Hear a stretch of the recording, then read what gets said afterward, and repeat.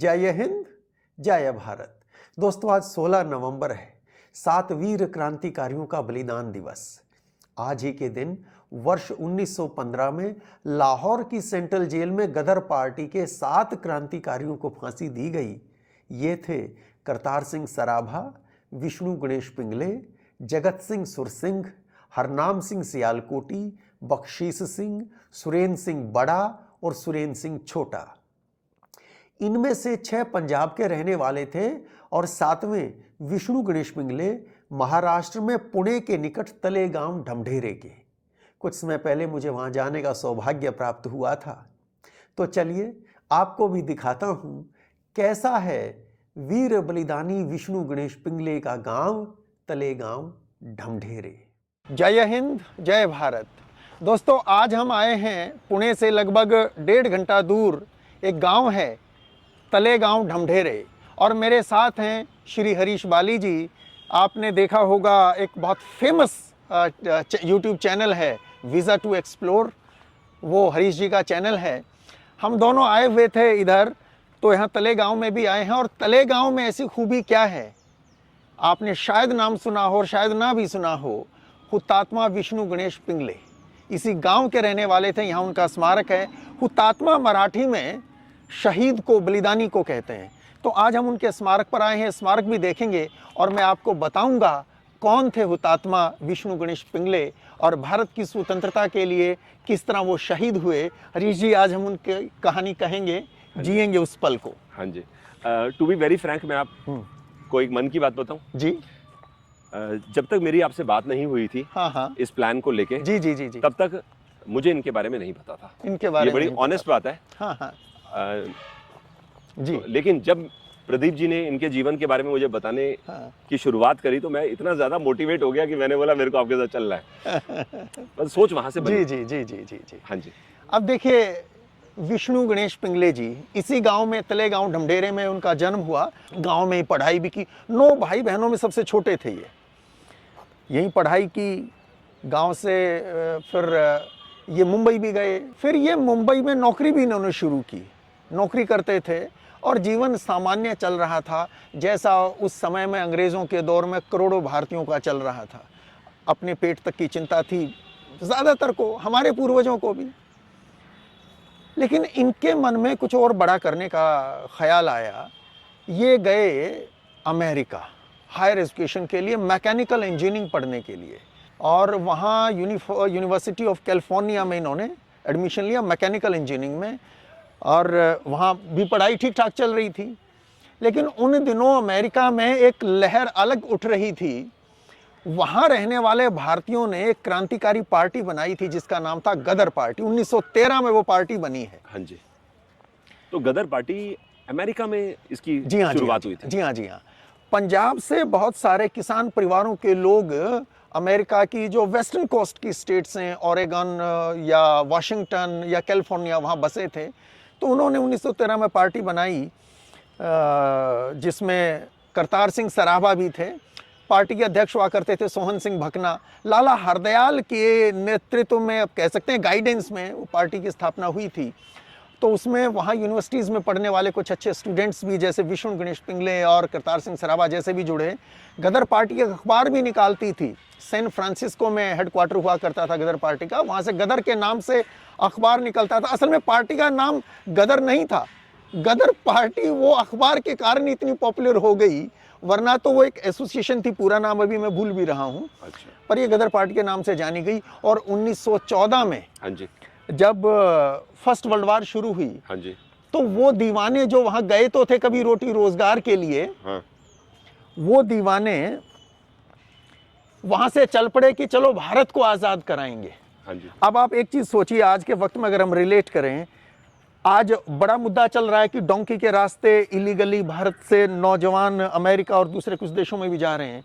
यानी कि रोटी रोजगार के लिए सब कुछ करके अमेरिका जाने को तैयार हैं, लीगल इलीगल सब कुछ।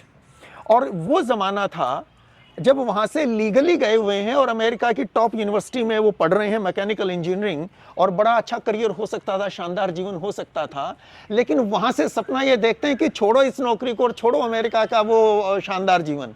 जब मातृभूमि गुलाम है तो क्या करना इस जीवन का, चलिए चलते हैं वापस। तो यानी उन्होंने जब गदर पार्टी वहां पर ज्वाइन करी, जी हाँ, जी हाँ, तो वहां से उनके जीवन में सोच में एक नया मोड़ आया। जी हाँ, जी हाँ, ये कह सकते हैं। बिल्कुल बिल्कुल बिल्कुल। और ये अगेन कौन से पीरियड की बात है? 1914। अच्छा। तो 1914 में ये फिर भारत आते हैं। गदर पार्टी के कई हजार कार्यकर्ता या क्रांतिकारी भारत आए, कई सारे पकड़े गए भारत में पहुंचते ही, कई मारे भी गए, और जो बचे छिपते छिपाते वो पंजाब तक पहुंचे, जिनमें करतार सिंह सराभा भी, जैसे मैंने बात की, वो भी थे, और विष्णु गणेश पिंगले भी थे। हाँ जी। हालांकि पार्टी के अध्यक्ष सोहन सिंह भकना वो पकड़े गए थे। हाँ जी। और फिर वहां आके इन्होंने, चूंकि भारत में तो आ गए, लेकिन अब लीडरशिप नहीं थी, या वहां के लोकल हालात भी, यहाँ कौन क्रांतिकारी हैं, किन को हम तैयार करें, किन के साथ जुड़ें, उसकी कमी थी। तो फिर बंगाल के कई बड़े क्रांतिकारी जैसे रास बिहारी बोस, उनसे संपर्क किया, और विष्णु गणेश पिंगले की बड़ी महत्वपूर्ण भूमिका है उस संपर्क में। अच्छा जी। जी हाँ। तो रास बिहारी बोस से संपर्क किया, और उन्होंने ही फिर उस क्रांति को लीड किया। जतिन मुखर्जी, जिनको बाघा जतिन के नाम से भी जाना जाता है, बड़े शहीद हुए हैं बंगाल के, उनसे संपर्क किया।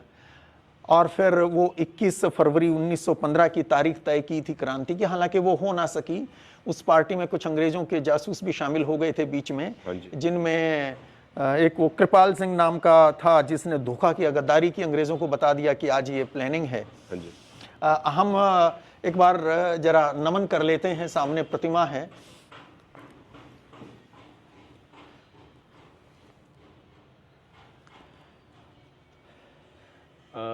ये टाई पहनते थे? जी हाँ, जी हाँ। ये फोटो जो है, इनके फोटो से ये प्रतिमा बनी है। एक ही फोटो इनका उपलब्ध है, वो इसी टाई सूट में। ये वहां जब अमेरिका में पढ़ रहे हैं, अब एक स्टूडेंट है अमेरिका में पढ़ रहा है, वही इनका एक फोटो उपलब्ध है। और देखिए, वापस आते हैं, भूखे प्यासे भटकते हैं यहां से वहां, और प्लानिंग ये थी कि हम तो आ गए, चलिए इतने भर से काम नहीं बनेगा, हमको भारत के भीतर से अब हजारों को, लाखों को खड़ा करना है। तो उस प्रयास में लगे, और इतना भर काफी नहीं, ब्रिटिश इंडियन आर्मी में जो भारतीय सैनिक हैं उनको तैयार करें, उनको खड़ा करें कि हमने भी बंदूक उठाई, और तुम्हारे पास तो पहले से बंदूक है, अब इस बंदूक का इस्तेमाल ब्रिटिश साम्राज्य की रक्षा के लिए नहीं, बल्कि भारत से उसको उखाड़ फेंकने के लिए करना होगा। तो अलग अलग रेजिमेंट्स में, लाहौर में, फिरोजपुर में, बनारस में, देश भर में जो रेजिमेंट्स थी, तो वहां के सैनिकों को ये तैयार कर रहे थे। मेरठ में जो रेजिमेंट थी, उसमें जवानों को खड़ा करने की जिम्मेदारी विष्णु गणेश पिंगले को मिली थी। और उनमें एक नादिर खान नाम का एक जमादार होता था, उसने भरोसा दिया कि मैं ठीक है, मैं भी साथ हूं। जमादार भी इनके लिए उस जमाने में तो अफसर थे कि जमादार के भी कहने से कई सारे जवान खड़े हो जाएंगे। तो नादिर खान ने भरोसा दिया कि जी हाँ, मैं बिल्कुल आपके साथ हूं और मेरे जवान आपके साथ हैं। ये भरोसे में आ गए। तो ये बात है मेरे ख्याल से 23 मार्च 1915 की। जब ये इंडिया आए, हाँ जी, तो सबसे पहले कौन से स्टेट में आए? महाराष्ट्र में आए या नहीं? ये कोलकाता के माध्यम से और कुछ कोलंबो के माध्यम से पहुंचे पंजाब, क्योंकि ज्यादातर उसमें, आप तो महाराष्ट्र से थे, लेकिन गदर पार्टी में ज्यादातर जो लोग थे वो पंजाब के रहने वाले थे। तो पंजाब में उनकी रूट्स थी, वहां से काम करना आसान था, इसलिए पंजाब पहुंचे। और पंजाब में लीडरशिप की कमी थी, इसलिए नहीं कि पंजाब में लीडर पैदा नहीं होते, भगत सिंह पंजाब ने ही दिए हैं।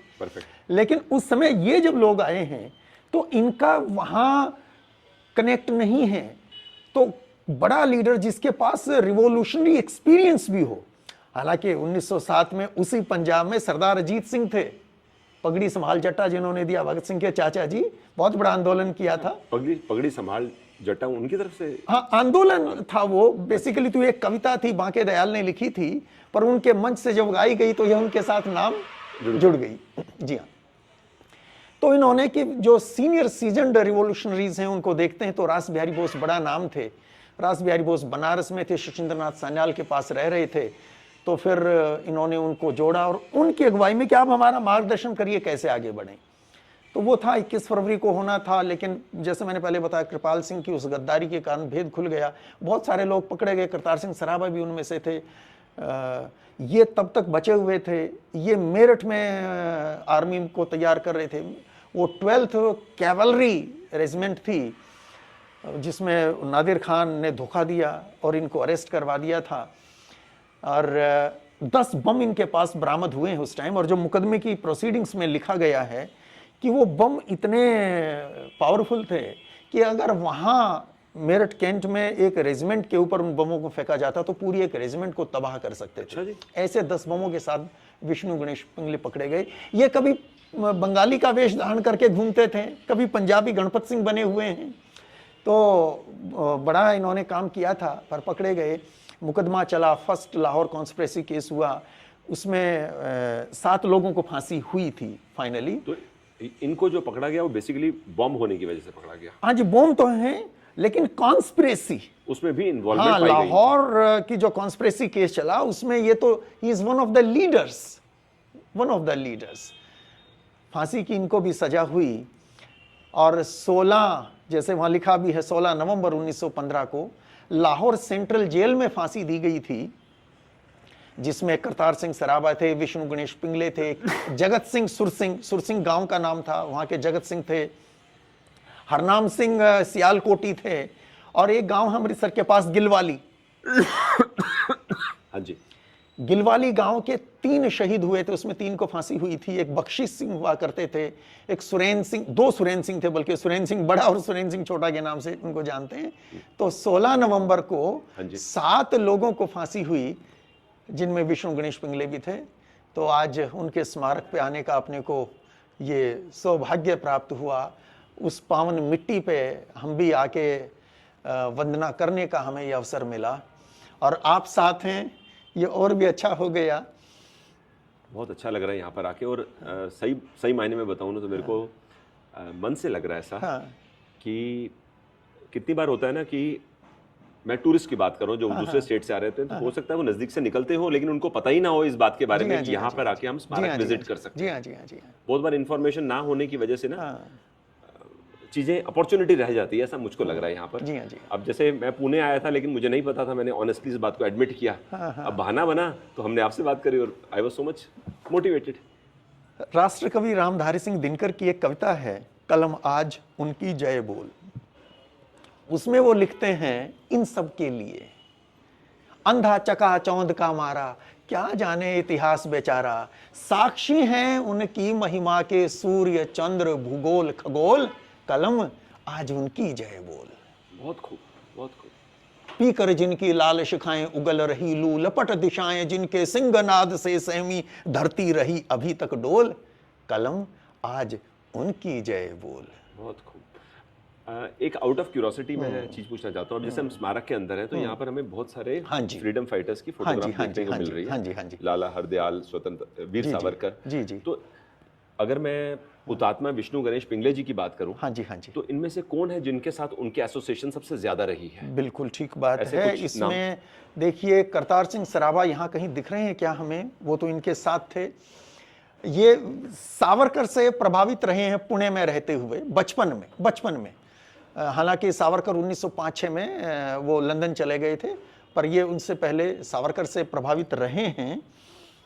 लेकिन आगे जाके तो फिर लाला हरदयाल गदर पार्टी की स्थापना, जैसा लिखा भी है, मैंने कहा इनकी उसमें गाइडेंस में बनी, सैन फ्रांसिस्को में हेड ऑफिस हुआ करता था, तो उनके साथ ये रहे। वाकई में बड़ी डीप हिस्ट्री है। आप तो क्या बहुत ज्यादा रीडिंग करते हैं, बचपन से ही आप फ्रीडम फाइटर्स के बारे में पढ़ रहे हैं। बट आम इंसान, मैं इसको इस नज़र से देख रहा हूँ कि आम इंसान जब इस प्रकार की हिस्ट्री के बारे में जानता है कि आज जो हम फ्रीडम एंजॉय कर रहे हैं, अगर समझो तो उसके पीछे के बलिदान को, मतलब हम वर्ड नहीं है कि हम किस शब्द से उस बलिदान को संबोधित करें कि बलिदान का लेवल क्या है, क्योंकि फ्रीडम बहुत बड़ी चीज़ होती है। तो अगर मैं जी बिल्कुल सही कह रहे हैं। बिल्कुल मैं 2 पंक्तियां फिर से दिनकर की कलम आज उनकी जय बोल से पढ़ूंगा। इन्हीं के लिए लिखे गए हैं वो, कि जो अगणित लघु दीप हमारे तूफानों में एक किनारे, जल जल कर बुझ गए किसी से मांगा नहीं स्नेह मुंह खोल, कलम आज उनकी जय बोल। तो ये तो वो थे नीम के पत्थर हैं जिन्होंने कभी भी बदले में तो कुछ भी अपेक्षा नहीं, परिवार इनके तबाह हो गए हैं। बहुत बढ़िया। तो कभी आप पुणे आते हैं तो डेफिनेटली आपको इस जगह आना चाहिए। हाँ, जैसे हम आए तो ऐसे। बिल्कुल बिल्कुल। एक बात और यहाँ पे आपने भी महसूस की होगी कि चूंकि कम लोग आते हैं तो फिर रख रखाव भी वैसा ही होगा। जो केयर टेकर यहाँ हैं वो किस मन से, किस उत्साह से इसको मेंटेन करेंगे। दिन भर बैठे हैं और कोई एक व्यक्ति नहीं आ रहा है तो किस चाव से कोई मेंटेन करेगा। अगर 10, 20, 50, 100 लोग यहाँ पे, किसी ने कहा ना कि शहीदों की चिताओं पर लगेंगे हर बरस मेले, वतन पर मिटने वालों का यही बाकी निशान होगा। वो मेले कहाँ आते ही नहीं लोग, लिखने वाले ने लिख दिया। अगर लोग आने लगे, ये मंदिर हैं, ये तीर्थ हैं, ट्रू, यहां लोग आने लगे तो ये भी चाव से मेंटेन करेंगे, पलक पावड़े बिछा के इंतजार करेंगे आने वालों का। बड़े स्वाभाविक सी बात आपने बोली है, क्वाइट नेचुरल। अच्छा लग रहा है, मतलब वाकई मन को ऐसी फीलिंग आ रही है कि आई एम हैप्पी कि मैंने आपके साथ ये प्रोग्राम बनाया है। मतलब इसके अलावा तो मैं इस मोमेंट पे कुछ बोल नहीं सकता, लेकिन इंटरनल हैप्पीनेस काफ़ी हाई है। स्पेशली आपने इनके बारे में तो डिटेल में बताया और साथ में हमको यहाँ आके मालूम चला कि चिंचवाड़ में इनका जन्म हुआ। जी हाँ, जी हाँ। ये भी महाराष्ट्र से हैं और इधर ही इनका जन्म हुआ। तो इनका ना यहाँ पर कुछ देर पहले मैं प्रदीप जी से बात कर रहा था जी जी जी जी कि पिंगले जी का जो पुश्तैनी घर है वो तो यहीं पर है। जी हाँ, जी हाँ, गाँव में। हाँ। हुतात्मा विष्णु गणेश पिंगले का पैतृक घर देखने हम गांव गए, तब तक शाम हो चुकी थी। यह है घर का प्रवेश द्वार, पर यहाँ ताला लटका था। उस दिन घर पर कोई नहीं था। घर के साथ ही एक चौक है, उस दिन वहाँ बड़ी चहल पहल थी। पास में ही शिव मंदिर है और उस दिन शिवरात्रि का पावन पर्व था तो लोग बड़ी संख्या में मंदिर आ जा रहे थे। हम साइड की गली से घर को देख रहे हैं। तो दोस्तों, हमारे पीछे है हुतात्मा विष्णु गणेश पिंगले का पैतृक घर। हमने देखा और बहुत खूबसूरत घर है। उस जमाने में जब ये बना होगा तो परिवार कितना वैभवशाली रहा होगा हम अनुमान लगा सकते हैं। पर देश के लिए मिटने का जज्बा बड़ा होता है, उन्होंने बलिदान दिया। गांव के बहुत सारे लोग भी हमारे साथ हैं। हमें एक घर भी दिखाया और स्मारक भी दिखाया। हालांकि अंदर हम नहीं जा सके क्योंकि लॉक लगा है, परिवार का कोई सदस्य यहाँ है नहीं। पर बहुत अच्छा लगा और इस पावन धरा की रज को नमन करने का हमें अवसर मिला। आप सब ने इतना सहयोग दिया, आप सबका सच में बहुत बहुत धन्यवाद, बहुत बहुत आभार। मैं भी आपको सब गाँव वालों से तरफ से धन्यवाद देता हूँ। आपकी यहाँ टीम पहुँची और हमारे क्रांतिकारक प्रेरणादायी हुतात्मा विष्णु गणेश पिंगले के सब स्टोरी भारत में पहुँच रहे हैं, इसके लिए हम बहुत बहुत धन्यवाद देते हैं। शुक्रिया, बहुत शुक्रिया।